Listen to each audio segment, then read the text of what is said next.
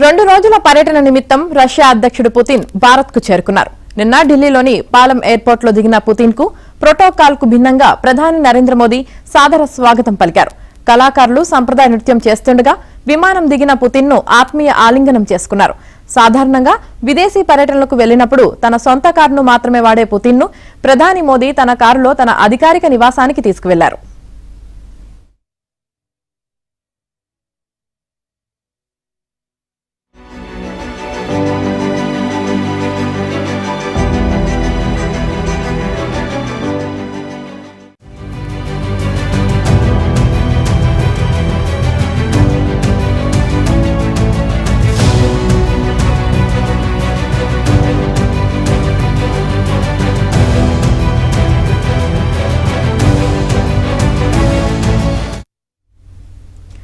Putin కు ప్రధాని Modi private విందు ఇచ్చారు. పుతిన్ రాక సందర్భంగా మోదీ అధికారిక నివాసాన్ని విద్యుత్ దీపాలు, పూలతో సర్వాంగ సుందరంగా అలంకరించారు.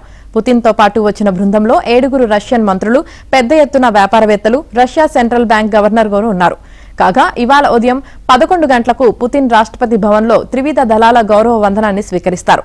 11:30కు రాజ్ఘాట్ కు చేరుకుని మహాత్మా గాంధీకి నివాళులు అర్పిస్తారు. ఆ తర్వాత హైదరాబాద్ హౌస్ లో మొదలయ్యే ఇండియా రష్యా 23వ వార్షిక శిఖరాగ్ర సమావేశంలో పుతిన్ మోదీ పాల్గొననున్నారు.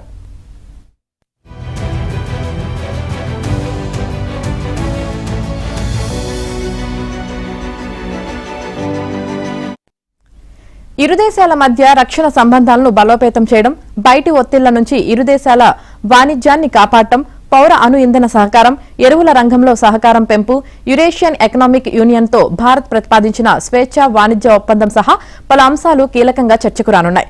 రష్యా నుంచి భారత్ పెద్ద ఎత్తున ముడి చమురును కొనుగోలు చేస్తున్న నేపథ్యంలో భారీగా పెరిగిపోతున్న వాణిజ్య లోటు గురించి భారత్ ఈ భేటీలో ప్రధానంగా ప్రస్తావించే అవకాశం ఉంది.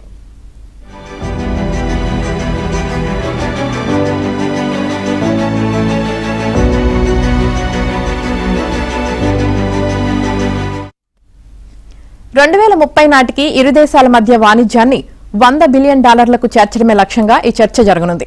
అలాగే రష్యా నుంచి భారత్ ముడి చమురు కొనుగోళ్లపై అమెరికా విధిస్తున్న ఆంక్షల ప్రభావంపైన ఈ భేటీలో చర్చించనున్నారు. రష్యా ఉక్రెయిన్ యుద్ధాన్ని ముగించేందుకు అమెరికా చేస్తున్న ప్రయత్నాల గురించి పుతిన్ మోదీకి వివరించనున్నట్లు సమాచారం.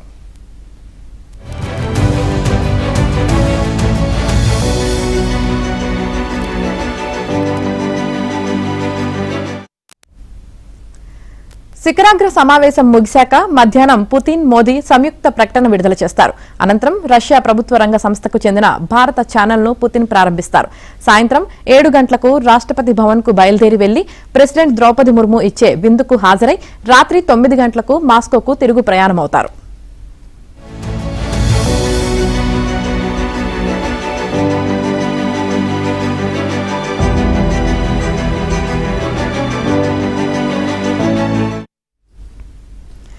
అమెరికా ఆంక్షలు, యూరోపియన్ యూనియన్ కఠిన చర్యల వల్ల అంతర్జాతీయంగా పరిస్థితులు ప్రతికూలంగా ఉన్న భారత్, రష్యా మధ్య ఇంధన సంబంధాలు చెక్కు చెదరలేదని రష్యా అధ్యక్షుడు పుతిన్ తెలిపారు. ఈ విశ్వాసం ఇలాగే బలంగా సుదీర్ఘకాలం కొనసాగుతుందని పేర్కొన్నారు.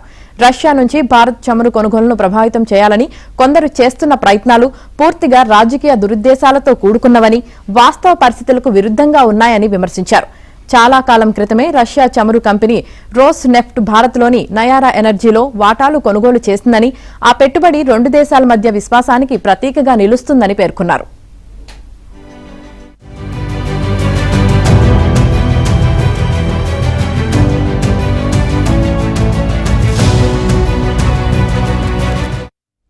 అంతర్జాతీయ చమురు మార్కెట్లో భారత ప్రాబల్యం రోజురోజుకు పెరుగుతుండడం కొందరికి కంటగింపుగా మారిందని పుతిన్ విమర్శించారు. అందుకే వారు రాజకీయ కారణాలతో కృత్రిమ అవాంతరాలను సృష్టించి భారత ప్రాధాన్యాన్ని తగ్గించే ప్రయత్నం చేస్తున్నారన్నారు. అంతర్జాతీయంగా ఎన్ని ఒత్తిళ్లు ఉన్నా మోదీతో తనకు ఉన్న సాన్నిహిత్యం భారత్, రష్యా మధ్య సంబంధాలు స్థిరంగా కొనసాగేందుకు ఉపయోగపడుతుందని పేర్కొన్నారు. దేశమే శ్వాసగా, ప్రాణంగా భావిస్తున్న ప్రధానిగా నరేంద్ర మోదీ ఉండటం భారతదేశ అదృష్టమని పుతిన్ అన్నారు.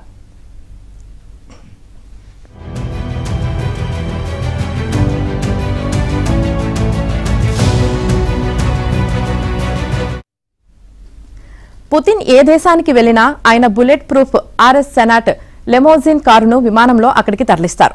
అక్కడ కూడా ఆయన ఆ కారులోనే పర్యటిస్తారు. పుతిన్ కారుపై గ్రెనేడ్లు పడ్డా చెక్కు చెదరదు. అద్దాలన్నీ పూర్తిగా బుల్లెట్ ప్రూఫ్. ఇంధన ట్యాంకు కూడా ప్రత్యేకమైన రక్షణ ఉంటుంది. టైర్లు పంక్చర్ కావు. 4 టైర్లు పంక్చర్ అయినా కారు ఆగకుండా దూసుకుపోతుంది. క్లిష్టమైన వాతావరణ పరిస్థితుల్లోనూ ఎలాంటి నేలపైన అయినా దూసుకుపోయేలా 4 వీల్ డ్రైవ్ హైడ్రాలిక్ సస్పెన్షన్ వ్యవస్థ ఉంటుంది.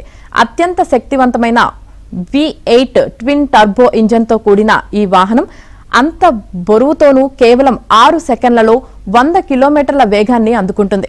కారు లోపల అత్యంత అధునాతన భద్రతాపరమైన ఫీచర్లతో సీట్లు, లైటింగ్, ఇతర ఏర్పాట్లు ఉంటాయి.